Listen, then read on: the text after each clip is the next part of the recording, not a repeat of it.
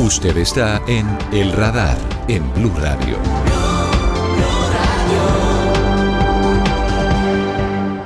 Hoy en El Radar estamos en compañía del consejero comisionado de paz, Oti Patiño. Vamos a hablar de la paz total, de lo que está ocurriendo hoy en los territorios. Hay diferentes procesos en desarrollo, hay otros que están estancados y otros que pareciera que están condenados al fracaso. Algunos incluso ni siquiera comenzaron. Doctor Oti Patiño, muchas gracias por estar con nosotros. Pues muchas gracias, Ricardo, y con mucho gusto también, claro. ¿Cómo está hoy la paz total? Si usted tuviera que hacer un diagnóstico general de esa política que ha sido uno de los ejes del gobierno del presidente Gustavo Petro, ¿cómo podría calificar lo que hoy está ocurriendo? Bueno, la paz total empezó con una gran desilusión, fundamentalmente por el proceso fallido con el ELN, y como era el proceso al parecer más importante, esa desilusión empezó a generar un ambiente muy negativo en el conjunto de los procesos. Sin embargo, con los otros procesos que eran un poco despreciados por mucha gente, seguimos avanzando. Incluso el proceso más avanzado es justamente una disidencia, un frente que decidió, una disidencia positiva, ¿no? Del ELN, que es Comuneros, que quiso avanzar en el proceso de paz sin pedirle permiso al Comando Central. Desde luego hay otros procesos también, y hoy tenemos que esos proyectos, esa ilusión de proyectos nacionales que hablaban de una revolución grande, de una guerra, creo que se han ido derrotando en la medida que la paz se ha ido abriendo camino, no de una manera abierta a todos, porque al fin y al cabo la paz también es una voluntad política, pero a los frentes y a los sectores que quieren la paz, con ellos seguimos avanzando. Comisionado, ¿por qué fracasó el proceso de paz con el ELN? El presidente de la República, siendo candidato, había dicho que si él llegaba a ganar las elecciones, en 3 meses desaparecería ese grupo. ¿Qué pasó? Porque ellos, es decir, la gente del Comando Central le habían dicho eso, y él creyó. Él se entrevistó con, no sé si con 1 o 2 de ellos, y le plantearon que si él ganaba, con él iban a hacer una negociación muy rápida. ¿Esa reunión fue siendo el presidente Gustavo Petro candidato? Siendo candidato. Y es posible que ellos no creyeran que llegara a la presidencia y echaron ese cuento, y él creyó en eso. Cuando llegó a la presidencia trató de cobrar esa promesa y le salió un cheque chimbo. No quisieron realmente avanzar. De todas maneras, el presidente ha tenido tuvo una extremada paciencia con el ELN, y ahí nos demoramos más de 2 años en saber que realmente el ELN no tenía voluntad de paz. ¿Por qué termina rompiéndose su relación, doctor Oti Patiño, con los máximos jefes del ELN, con el Comando Central? Es notoria y pública, por ejemplo, la forma en la que alias Antonio García terminó descalificándolo y refiriéndose a usted en unos términos bastante peyorativos. ¿Eso por qué termina decantándose hacia ese punto? Pues, primero porque hubo una amenaza de tipo personal contra mí, contra uno de los principales asesores míos, que era Álvaro Jiménez. Y yo quise hacer pública esas amenazas porque cuando uno está en un proceso de negociación de paz, por supuesto no debe amenazar a nadie. ¿Amenazas de muerte? Amenazas de muerte. Y más que amenazas, decisiones de matar, que es peor aún. No solamente amenazas. O sea, usted estando en la mesa de negociación con ellos, y ellos estaban planificando atentar contra usted. No, ya no era interlocutor con ellos, sino que yo ya estaba como consejero comisionado. Y desde luego tampoco Álvaro Jiménez estaba allí en la negociación con ellos. De todas maneras, cuando yo pongo al descubierto que las intenciones de ellos no era hacer la paz, y desde luego acompañamos el proceso de Comuneros, ellos se sintieron muy ofendidos y tomaron la decisión, en el caso de Álvaro, de asesinarlo. Nosotros supimos de esa decisión de asesinarlo por muchas fuentes y así se lo comunicamos al presidente. Aún así, el presidente mantuvo la decisión de avanzar con ellos en la paz y solamente cuando hicieron el asesinato de 100 personas allá en Catatumbo, desplazaron otras 100, desaparecieron y desplazaron cerca de 16.000 personas. Allí es cuando a principios de este año el gobierno decidió suspender los diálogos con ellos. ¿Por qué si ideológicamente, o al menos en los ideales que tenían o que dicen tener los integrantes del Comando Central del ELN, pareciera haber una coincidencia importante con el programa de gobierno del presidente Gustavo Petro? Hablo desde la transformación que ellos proponen. Ellos hablaban durante mucho tiempo de llamar a una convención nacional y de buscar la transformación de la sociedad a través de ese mecanismo. ¿Por qué terminan tomando el pelo? ¿Por qué si tienen en teoría la posibilidad de transitar hacia lo que siempre buscaron desde las armas, no fueron capaces de dar el paso? Creo que no tienen propósito político claro. Alguna vez en una rueda de prensa con periodistas, creo que fue Holman el que le preguntó, bueno, ¿y cuál es su programa? ¿Cuál es el propósito? ¿Cuál es el nombre de la paz que ustedes sostienen? Y entonces ellos hablaron de desarrollar un postcapitalismo agrario. Y entonces le preguntaron, bueno, ¿y qué es eso? ¿Qué es un postcapitalismo agrario? Y entonces Beltrán, que era el que estaba allí, Pablo Beltrán, dijo, no, yo vine a conversar, pero a que no me hagan contrapreguntas. Entonces, es decir, yo lo que descubrí es que no tienen una intención clara, porque no tienen tampoco un propósito claro de paz, y están muy amañados con la situación de guerra, o de la situación de violencia más que de guerra, y en algunas partes pues se mantienen ahí en una situación que les conviene, sobre todo en el cordón fronterizo colombo-venezolano. Sobre Venezuela quiero preguntarle, doctor Oti Patiño, porque para nadie es un secreto que gran parte de los cabecillas del ELN viven en Venezuela. Están tranquilos en Venezuela, no los persigue la fuerza pública colombiana porque están en otro país. ¿De eso se habló en algún momento con el gobierno de Venezuela? ¿De la posibilidad de que ellos dejaran de ser el santuario o la retaguardia para los integrantes del Comando Central del ELN? Se habló, pero un poco a medias. Es decir, Pablo Beltrán, que era nuestro interlocutor principal ahí, decía que ellos no eran una fuerza binacional, sino que estaban en una población binacional, lo cual es cierto. En esa frontera habita una población que se mueve de un lado a otro y que en el anterior gobierno, en el gobierno de Duque, pues esa región prácticamente se le entregó a la delincuencia. Por un lado, con toda la conspiración que hubo contra el gobierno de Maduro, y por otro lado, digamos, de las posibilidades que tuvieron de libertad para actuar en esa zona, no solamente el ELN, sino muchas otras agrupaciones ilegales.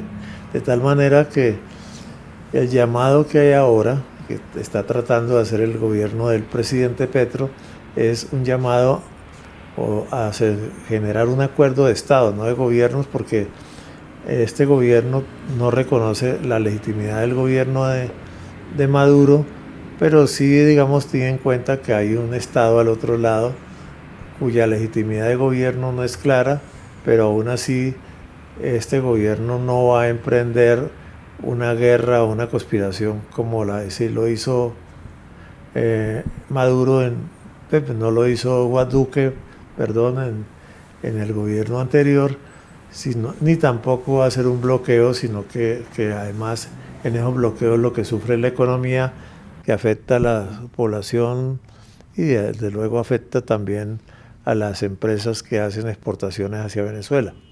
Entonces no vamos a seguir ese ejemplo. Es decir, pero es decir, se está buscando un acuerdo de estados para que Venezuela declare como organizaciones peligrosas a las disidencias y al ELN, perdón, me le amplié un poquito el espectro, en ese contexto, es decir, para que no sean huéspedes o no sean bienvenidos Sí, en Venezuela? para que no haya tolerancia con la ilegalidad de ningún aspecto. ¿Y cómo va ese acuerdo? ¿Va avanzado?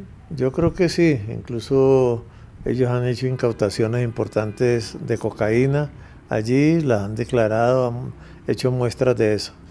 Ahora bien, allí también existe, también del lado venezolano, una gran delincuencia e institucionalizar eso no implica solamente el combate contra el ELN o otras fuerzas, sino contra gente de Venezuela que también participa en esas actividades ilegales. Esa frontera se le entregó por lado y lado a la ilegalidad binacional. Ese acuerdo de estados que usted nos revela que se está intentando perfeccionar entre Colombia y Venezuela, doctor Oti Patiño, ¿puede tener relación o podría tener algún tipo de desarrollos desde la zona económica binacional que se anunció recientemente en el Catatumbo? Sí, claro que sí. Digamos, ese acuerdo de generar una franja binacional de acuerdos internacionales, porque hoy la economía y uno de los principales aspectos que tiene este conflicto es la economía transnacional, que no solamente involucra a Colombia, a Venezuela, sino a muchos otros países. La coca que sale por el Golfo de Maracaibo, pues tiene otros conectes que tienen que ver con Europa o con México, en fin. Creo que si no se mira todo este tema transnacional, de la economía transnacional, y si no se mira ubicado en territorios concretos, porque mire, lo que pasó en Catatumbo es muy claro. El ELN trató de hacer de Catatumbo una retaguardia importante, así como la ha ido construyendo la retaguardia que hicieron en Arauca, y pensaron consolidar la retaguardia de Catatumbo, y creo que hasta el momento no han logrado hacerlo. Ese fracaso del ELN allí en Catatumbo es muy importante porque es la derrota de la estrategia de guerra que tiene el ELN. Creo que eso es bueno.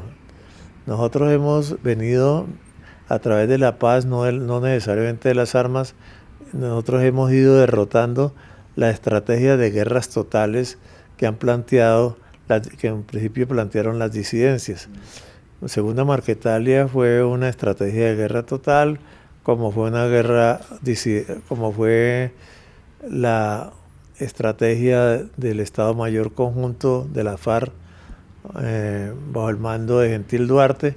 Es decir, se han ido fracturando en la medida que el desafío de la paz se les ha puesto allá a la mano, e incluso con organizaciones como el ELN, que no son disidencias, también se han visto fracturadas porque la oferta de paz lo fractura, no porque nosotros tengamos una estrategia de fracturación de estas organizaciones, sino porque la paz, cuando no hay deseo del otro de meterse en ella, pues termina fracturando. Claro, ya le voy a preguntar por esas fracturas, en particular sobre el ELN y sobre las disidencias, doctor Oti Patiño, pero le quiero preguntar por un riesgo que un sector de la población ve en esa zona binacional.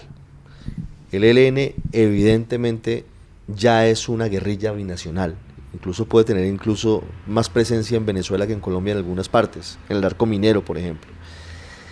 ¿Esa zona binacional no implicaría un riesgo para que eventualmente el ELN se apropie de ella y sea la retaguardia que está soñando, como la tiene en Arauca?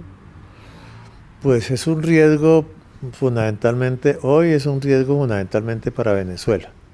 Digamos, de que tenga un territorio donde la soberanía de Venezuela como país soberano, que debe mantener una soberanía, lo vaya a perder. Se puede crear una franja muy complicada de delincuencia en esa zona y que de luego puede abarcar el territorio colombiano. Entonces, en esas contradicciones que puede haber entre los gobiernos y los estados, que creo que la propuesta que está haciendo el presidente Petro es que nos pongamos por encima de las diferencias coyunturales, que tenemos como gobiernos y pensemos como Estado. Y en esa posibilidad de pensar como Estado para recobrar la soberanía nacional al lado y lado de la frontera solamente se puede lograr de dos maneras: o tratando de extirpar el mal a balazos, cosa que yo la veo muy difícil, o estableciendo relaciones institucionales que ayuden a generar una economía sana de cooperación y de beneficio de la población también al lado y lado.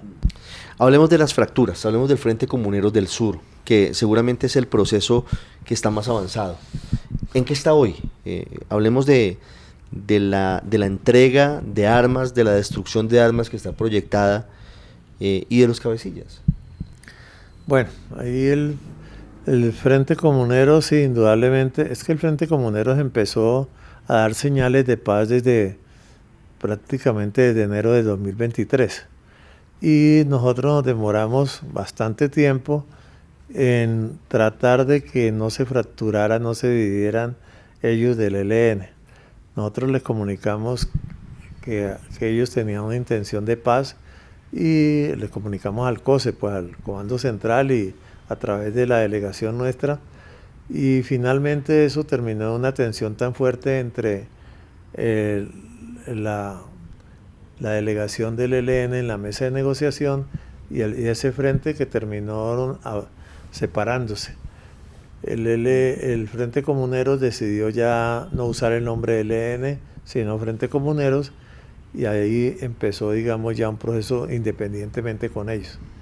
Entonces, ahora con ellos se ha hecho no solamente el tema de destrucción de explosivos, desminado en esas zonas, se ha proyectado en la zona de Abades, que son más o menos 7.000 hectáreas de coca sembrada, ¿cómo se dice?, erradicar unas 5.000 en este tiempo.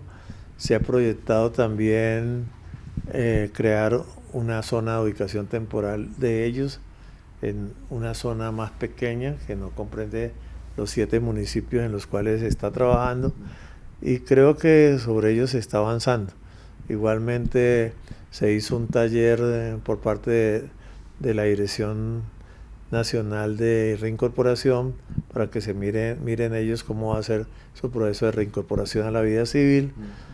Y las comunidades, especialmente que allá la gran influencia sobre las comunidades indígenas, ha venido participando activamente. Incluso pues para que se cree una zona de ubicación temporal necesita un permiso especial de las comunidades indígenas que deben participar. Creo que hoy, más que tener una mesa, tenemos un proceso que es muy importante con ellos, porque el esquema ese de la mesa o los diálogos, pero no los procesos, creo que hemos venido avanzando, y sobre todo pensando en la transformación territorial, que tiene que ver con el cambio de economía, ¿no? De economías ilegales a legales. Estamos hablando con el Ministerio de Minas para que toda esa riqueza minera que hay allá pueda también ser un sustituto a la economía coquera que hay allá en esa zona. ¿Cuántos hombres en armas tiene hoy el Frente Comuneros del Sur? ¿Y en cuánto tiempo se podría firmar un acuerdo definitivo con ellos para la dejación de las armas? Se calcula que hay unos 300 hombres, digamos, allá. Pues es una suma importante, no son miles de hombres indudablemente, pero indudablemente tiene una influencia sobre una población que sí es de miles de personas, que están involucradas en toda esta economía ilegal, y por eso es muy importante el concepto de cambio de economía, porque la economía no es la economía solamente de ese frente, sino también de toda una población que se lucra o que sobrevive gracias a esa economía ilegal. A ver, acuerdo final. Yo no creo hoy en los acuerdos finales. Creo que se pueden ir haciendo acuerdos en la medida que avancen los procesos. Los acuerdos finales fue como la huella que nos dejó el acuerdo con las FARC, donde nada estaba negociado hasta que todo estaba negociado. Acuerdos totales para avanzar hacia la paz no creo que se puedan hacer, creo que se puede avanzar en acuerdos parciales que pueden llevar a una situación de irreversibilidad de esos procesos. En esos procesos no es solamente los acuerdos que se hagan con el actor armado, sino también con las comunidades allá, que sobre todo tienen que ser las mayores beneficiarias del avance de la paz, de tal manera que lo que atranca, que no se haya, como si un carro estuviera en subida y que no se devuelva, creo que van a ser la voluntad de las comunidades para impedir que el carro de la paz que está en esa subida llegue a un punto donde no sea posible que se eche para atrás. Le quiero preguntar al doctor Oti Patiño por un tema que ha sido motivo de controversia incluso con Estados Unidos, y es la suspensión de las extradiciones de, sobre todo los jefes de algunos de estos grupos que están en el marco de una negociación de paz y que son requeridos por la justicia, por ejemplo, estadounidense por narcotráfico. Recientemente el encargado de negocios John McNamara, en una entrevista con el periódico El Tiempo, decía: sí, nos preocupa eso, Colombia ha sido un socio efectivo en materia de extradiciones, pero nos preocupa que se estén suspendiendo las extradiciones de los cabecillas vinculados con narcotráfico que están utilizando el ropaje de actores políticos o de grupos guerrilleros e insurgentes con motivaciones políticas. ¿Cómo está funcionando eso hoy en el gobierno nacional y en la política de paz total? Somos plenamente conscientes que todos los actores armados que hay ahora están involucrados en negocios de narcotráfico. Digamos, de eso no nos metemos en engaño, de que hay actores políticos, que hay otros actores que son puramente delincuenciales. En eso tenemos perfecta claridad. Ahora bien, algunos de estos actores o partes de estos actores han manifestado una voluntad de transitar hacia una legalidad, y en ese sentido pues abrimos la puerta para que ello suceda, y sobre todo que veamos que esos procesos han avanzado tanto que ameritan que las órdenes de captura, aún con motivos de extradición, sean suspendidas. Es lo primero que se hizo, suspender las órdenes de captura aún en aquellos dirigentes que han venido empujando esos procesos, y entonces ahora viene el problema ya de la extradición. Frente al tema de la extradición, el gobierno Petro ha decidido, digamos, porque había tres posibilidades, ¿no? O negar en absoluto la posibilidad de extradición, o la otra posibilidad era suspenderla, negarla, la una, darle curso a la extradición, es decir, aceptar que la extraditara, y había una tercera posibilidad que es lo que está planteando y lo que ha hecho el gobierno, es aceptar que la extradición de ellos, pero que no se aplica de inmediato mientras estén avanzando. Esa es la exposición del gobierno, porque el gobierno no quiere romper con los tratados que se han desarrollado con los Estados Unidos. ¿Y en qué momento se evalúa si un grupo está cumpliendo o no, o ha avanzado suficiente o no un proceso de paz, para saber si se mantiene o no la suspensión de la extradición? Digamos, con los compromisos que hay dos compromisos y dos elementos que pueden ayudar o que pueden avisorar que sí está avanzando. Uno de ellos es la vocación de ubicarse en una zona de ubicación temporal. Ese es un elemento muy importante. Y el otro, la voluntad de erradicar cultivos ilícitos. En el caso de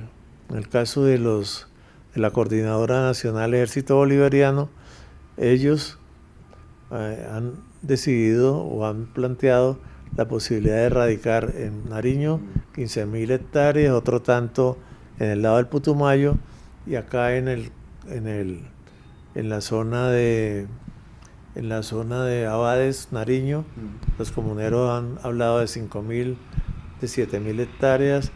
En comuneros del sur igualmente hay la voluntad de ubicarse en un territorio, y también en Entibú, que es la zona que más coca tiene en todo Catatumbo, también de participar en la sustitución Eso es el Frente de sus 33. cultivos. El Frente 33, que realmente más que el Frente 33, aunque es el más conocido, son varios frentes. En esa zona. Sí. ¿Y ellos harían erradicación ahí? La erradicación la hace fundamentalmente la población, digamos, allí. Lo que pasa es que ahí hay un problema complicado que empieza por la sustitución, por la zona de ubicación temporal, y en eso estamos trabajando con el Ministerio de Defensa. El principal problema es que ese territorio está muy minado. En un principio pensamos hacer un minado humanitario, es decir, con la población, pero en el tiempo apremiante nos da es para que hagamos con el ejército un desminado militar. Y ya hemos hablado con el Ministerio de Defensa para que el desminado que se haga y poder hacer la zona de ubicación temporal se haga con el ejército, que se hace mucho más rápido, y desde luego después se puede hacer un desminado humanitario pensando en que en ese desminado participen las comunidades y para que la OEA pueda decir que sí, que esa zona ya es una zona totalmente descontaminada de minas. Le quiero preguntar por otro frente de las disidencias, están tan atomizadas que ya ni siquiera las tenemos tan claras. De verdad, el EMC se subdividió en varias, que no sé cuántas son, la segunda Marquetalia en otro tanto. Está muy atomizado, no hay una concentración de grupos, y eso incluso es riesgoso frente a lo que significa poder dialogar con ellos. No, ¿sabe que esa atomización no es mala? ¿A usted no le parece mal? No, porque en un principio... ¿Facilita negociaciones? No, facilita la posibilidad de saber quién está y quién no está con la paz. Digamos, en un principio, y hablo, digamos, del anterior comisionado, se pensó que la concentración y la posibilidad de que ellos organizaran como una agrupación única era conveniente y era buena.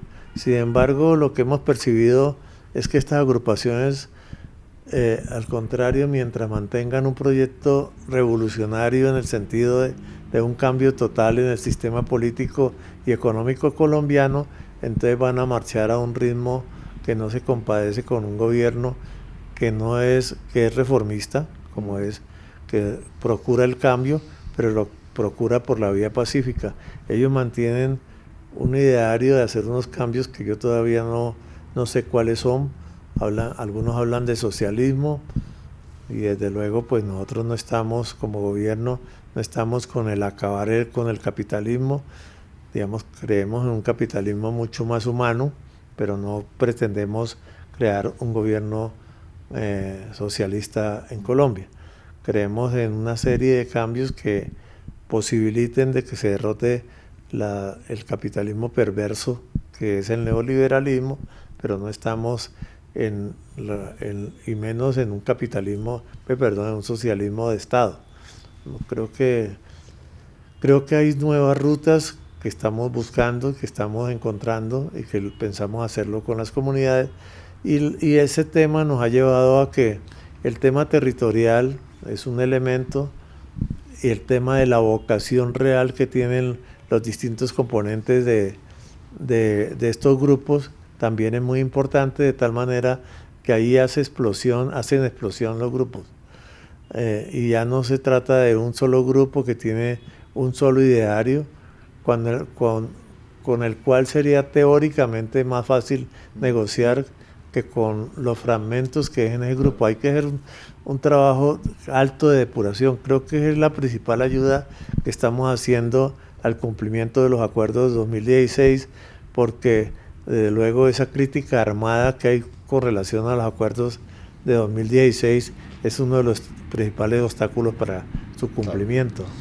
Le hago 3 preguntas concretas para finalizar, doctor Oti Patiño. Podremos quedarnos aquí hablando mucho más tiempo, pero una tiene que ver con lo que dicen muchos habitantes de zonas del país que están azotadas por la extorsión, que entre otros y sobre todo lideran alias Calarcá y su gente, que está en teoría en una mesa de diálogo con el gobierno. ¿Por qué el gobierno sigue negociando con quien mantiene extorsionados a miles de campesinos en Caquetá, en Huila, en Meta, que los convoca a coliseos, los boletea, les da recibo de pago? ¿por qué el gobierno sigue en una mesa de diálogos con quien no está cumpliendo con los compromisos? Lo mínimo que se esperaría es que no estuvieran afectando a la población civil. Bueno, el caso de Calarcá es un caso especial porque hace parte del Estado Mayor de esos bloques, el del bloque Briceño, creo que es el nombre que antes tenía Jojoy, el nombre... Jorge Suárez Briceño. Bueno, entre otras cosas, ese mismo frente mató a 8 soldados hace poquito en Caquetá. Bueno, es con ese frente, primero que todo aclarar que con ese frente no hay cese al fuego. Es decir, el ejército, la policía tiene manos libres para perseguirlos, para apresarlos, bueno, y para enfrentarse con ellos también, digamos, a bala. Con ellos no hay ninguna dificultad. No hay cese al fuego con ningún grupo en este momento. Hay cierto respeto con aquellos grupos que quieren avanzar decididamente en el tema de la paz. De tal manera que no hay ninguna decisión de frenar la acción armada ni la acción de la justicia contra ningún grupo, esté o no, o se diga que está o no en un proceso de negociación. Es más, nosotros en ese momento estamos haciendo el experimento fundamental con ese bloque, lo estamos haciendo con el grupo, con el Frente 33, que es un grupo dirigido por otros personajes distintos a Calarcá. De tal manera que con Calarcá él tiene que tomar la decisión de si va a avanzar en el camino de la paz o no. ¿Hasta cuándo lo van a esperar? Y mientras tanto, digamos, hay una decisión y una posibilidad de que se le combata con todos los instrumentos que tiene el Estado para ejercer la fuerza contra él. Digamos, no hay ninguna contención de la fuerza pública, ni de los instrumentos de justicia, ni de policía para que, digamos, se diga que Calarcá tiene inmunidad e impunidad. O sea, ¿hoy podría haber operaciones contra Calarcá? Por supuesto que no solamente puede haber, sino que debería haberlas. Así que no hay ningún problema de que las haya. Le pregunto, le cambio las disidencias, la segunda Marquetalia. ¿Qué va a pasar con ese grupo? Porque al final pues están pasando cosas. Y le hago entonces preguntas iniciales. ¿Usted ha tenido información que corrobore la hipótesis que señala que ese grupo, en particular el Salco Ardinever, habría ordenado el atentado contra Miguel Uribe Turbay? A ver, esa es una situación totalmente extraña. Nosotros empezamos a negociar con Segunda Marquetalia y cuando los frentes de ese grupo, de esa agrupación que llama Segunda Marquetalia, en el sur del país decidieron continuar con un proceso de negociación, los que estaban, digamos, en Venezuela, básicamente Márquez y los otros, entre ellos el Zarco Aldinever y otro que se llama John 40, digamos, dijeron que no a esa negociación, que no querían continuar en eso. Ahí sobre la Segunda Marquetalia yo tengo una percepción de que hoy prácticamente Segunda Marquetalia no existe. En el sentido en que el jefe natural de ellos era Iván Márquez, y hoy no se sabe si está vivo, si está muerto, o si estando vivo tiene capacidad de dirigir. De tal manera que el Zarco Aldinever era un suelto. Yo personalmente tengo muchas dudas de que hubiese sido ese señor, ya fallecido al parecer, que hubiera ordenado ese asesinato o ese intento de asesinato contra Miguel Uribe, por cuanto, pues, ese es un hecho que es terrorista, pero que es político. Lo hubieran reivindicado, ¿no? Para mostrar que tenía algo de político ese grupo, pero nada, al parecer fue un mandado, que lo haya ejecutado el Zarco Aldinever o el grupo que él tenía allí bajo su mando, pero un instrumento de una acción, de un instrumento sicarial en tal caso, pero que ese señor hubiese tenido la capacidad para definir qué iba a hacer ese tipo de acción, yo lo dudo mucho, digamos, en cuanto a decisión, no en cuanto a acción, sino decisión política, porque eso era una decisión política y nadie la reivindicó. de tal manera que a uno le suena ese tipo de acción como una acción sicarial. Ya toca ver quién la ordenó, que la haya ejecutado el Zarco o otro grupo sicarial, pues digamos está por averiguarse. Le pregunto por el tarimazo, por los jefes de las bandas de Medellín y por el proyecto de ley que radicó el ministro de Justicia Eduardo Montealegre para dar beneficios penales a los jefes de bandas particularmente. Y está muy diferenciado y hay gabelas y hay beneficios, incluso posibilidad de que queden en libertad quienes siendo condenados hayan pagado una parte de su pena, creo que son 8 años mínimo de prisión. Ahí cabrían, por ejemplo, todos quienes estuvieron en tarima con el presidente de la República en Alpujarra hace unas semanas. ¿Eso cómo se entronca con la paz total? Si hay unas personas ya detenidas y pagando una pena porque la justicia colombiana actuó, ¿qué buscan en materia de paz ustedes con un proyecto que busca darle beneficios a quienes ya están detenidos y condenados? Bueno, esos, digamos, los del tarimazo, esos que estuvieron en Medellín, ya prácticamente casi todos o todos ya estaban a punto de cumplir sus condenas. Le faltaba a algunos de ellos 1 año, 2 años, digamos, no tenían grandes problemas jurídicos. Vamos, allí los que estuvieron allá. Bueno, ese es un caso y habría que mirar uno por uno.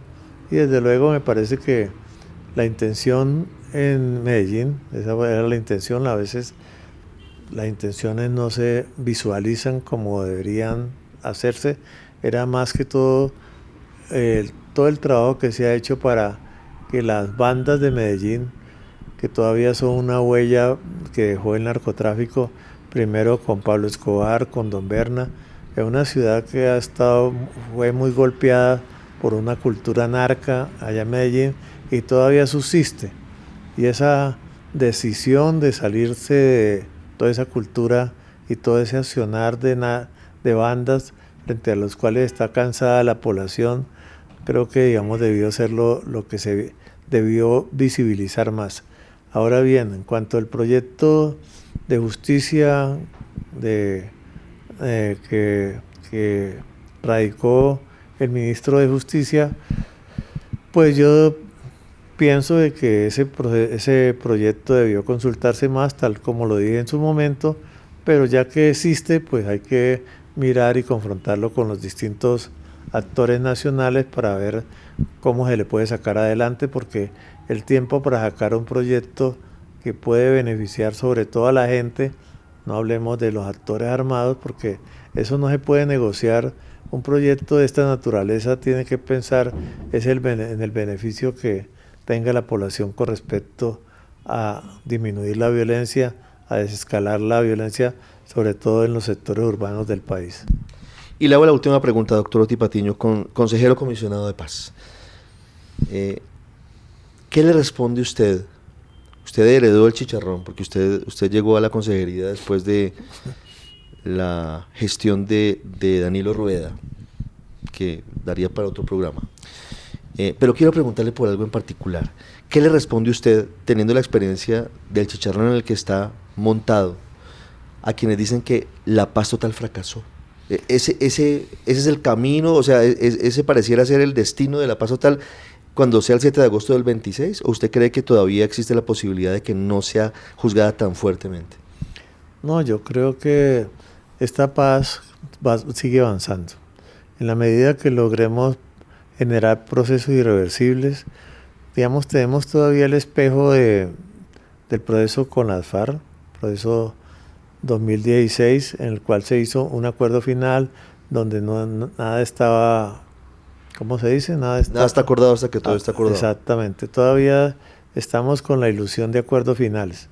Creo que acá no va a haber acuerdos finales, van a haber acuerdos finales, pero van a haber, sí o no, procesos irreversibles o no.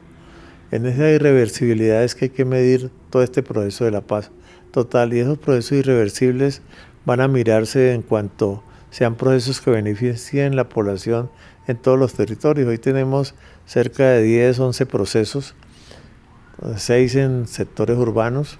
Ahí recién estamos abriendo un proceso con Bucaramanga, con Barranca Bermeja. Magdalena Medio. Barranca Bermeja. Sí. Tenemos un proceso también incipiente con Barranquilla. Y en fin, digamos que se juntan a los procesos con Quibdó, con Buenaventura, con el Valle de Aburrá. Bueno, en fin, y tenemos los otros procesos que ya usted conoce en Catatumbo, en Nariño, en Putumayo, en fin. Todos esos procesos, digamos, constituyen zonas críticas que los acuerdos de paz anteriores, estamos hablando, porque la paz es más larga que los años anteriores, que 2016.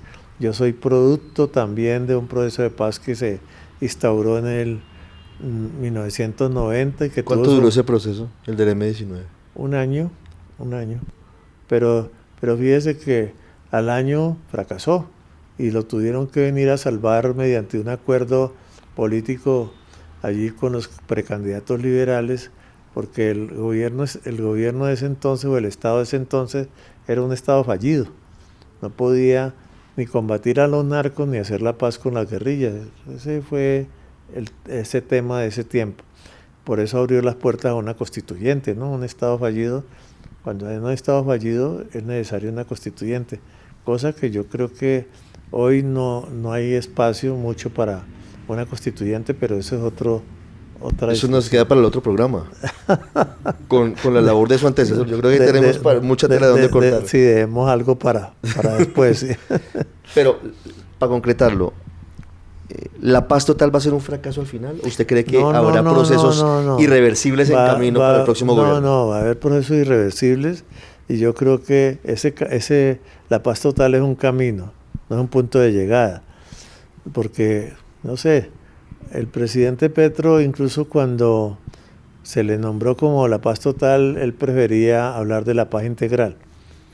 Pero de todas maneras se impuso el nombre. ¿Qué diablos? Si al niño se le llama Segismundo, José, lo que sea, pues ya no es culpa del niño, ¿no? Ya terminó siendo paz total.